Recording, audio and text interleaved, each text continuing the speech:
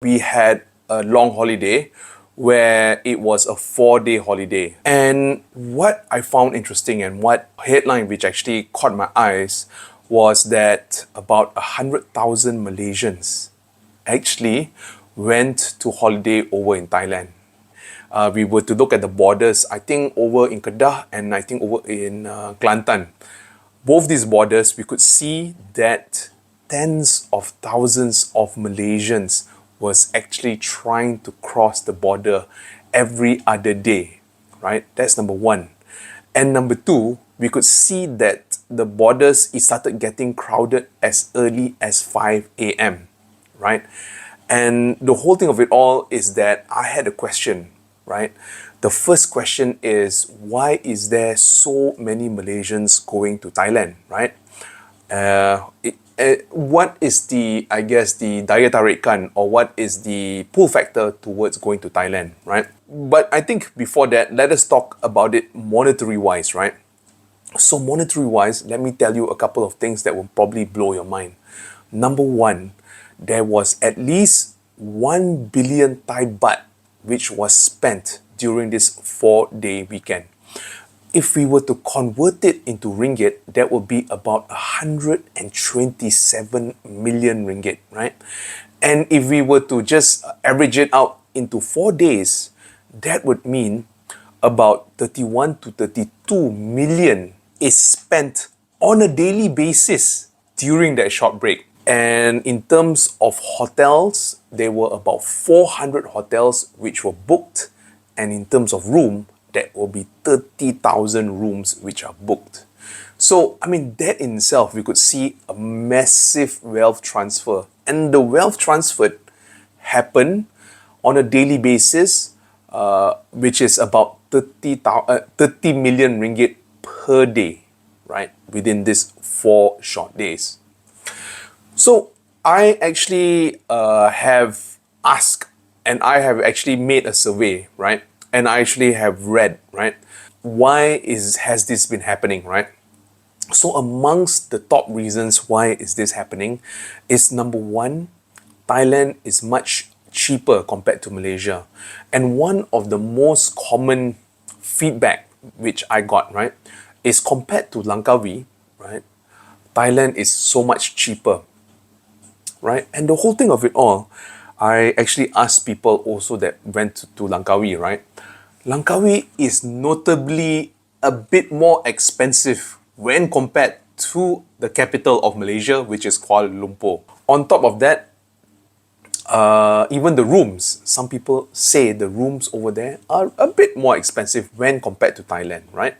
So the first reason is that hotel rooms are cheaper over in Thailand, number one. And number two, some are saying even the hotel rooms are much prettier and you have more sites over in Thailand, right? So that's number one. Number two, why Thailand is getting more and more popular is that even the food is not only cheaper over there, but it's more authentic, right? So the whole thing of it all, right? Just imagine if we travel as a family. Maybe this family is maybe 4 people, right? Maybe in Langkawi, per dish, it costs 20 ringgit, right? That being said, for lunch and dinner, right? If we were to multiply it, right? That would be 4 times multiplied by 20, that would be 80 per meal, right? So if we were to maybe stay there 3 or 4 days, right? Assuming right now, if we round it up to 200 ringgit per day, right? 4 days, it will be close to 800 ringgit to 1,000 ringgit per trip, just on meals alone, right? That being said, if we were to look over in Thailand, some people are saying even the street food are cheaper over there. So if we were to go as a family, right, and if we were to multiply it by maybe 4, family of 4 members, right, it actually adds up quite a fair bit. So whatever we save, say assuming if we save 10 ringgit even for a meal over in Thailand, right, and if we eat 2 meals over there, right, so per meal, we save 40 ringgit, and then if we were to take it per day, it would be 80 ringgit, right? So then itself, it really, really adds up, right? And the third thing is that Thailand is getting more and more budget friendly when compared over to Malaysia, right?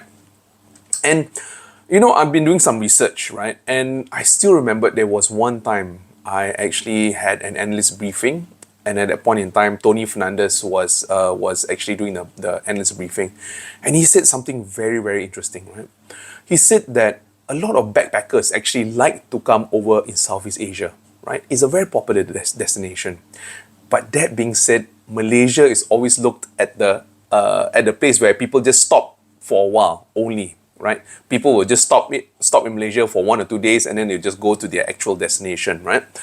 And the whole thing of it all is that if we were to look at Singapore, Singapore is a hub of everything, of a lot of things financial. If we were to look at Indonesia, there is a lot of different types of food, and there's also a lot of different types of sites that we can visit. Thailand has been popular since for a very long time, and there's also Cambodia also, right? Malaysia, however, it does not have that much of a tourist attraction, and on top of that, it's not really on the tourist map, right? So that in itself also, amongst foreign tourists, Malaysia is not one of the more popular places. So, all in all, right? If local people are starting to travel less domestically, stating that it's more expensive, right?